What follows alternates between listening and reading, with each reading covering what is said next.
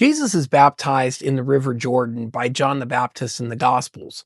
But why? Hi, I'm Michael Barber. I'm professor of biblical studies and theology here at the Augustine Institute Graduate School in St. Louis, Missouri.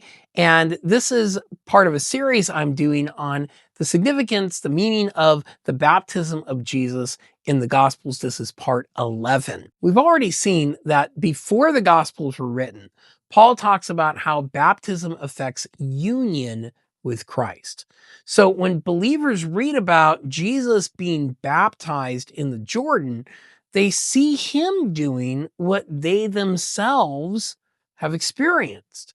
Jesus is the Son of God, but believers are called to be the children of God by being united to Jesus in especially baptism. Indeed, in Christian tradition, what happens at Jesus's baptism is understood as revealing what happens at every Christian's baptism.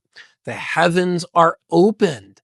The Spirit of God comes down. The believer is an anointed one in the anointed one. And the Messiah, Christos, means anointed one. Christ means anointed one.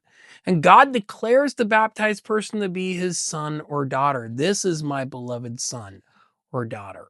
So you will often see images of Jesus's baptism in Christian baptistries.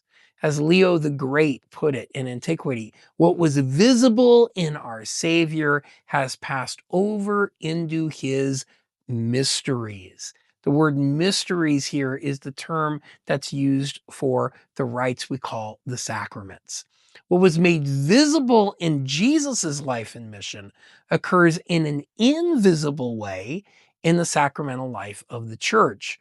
Or, in other words, if you want to know as a believer what happens in the sacraments, the church's tradition says that you ought to study the life and mission of Jesus in the Gospels, because what happens visibly in Jesus's ministry is what happens invisibly in the sacraments. Please like, share, subscribe so that you don't miss more videos from me here. And thanks so much for watching.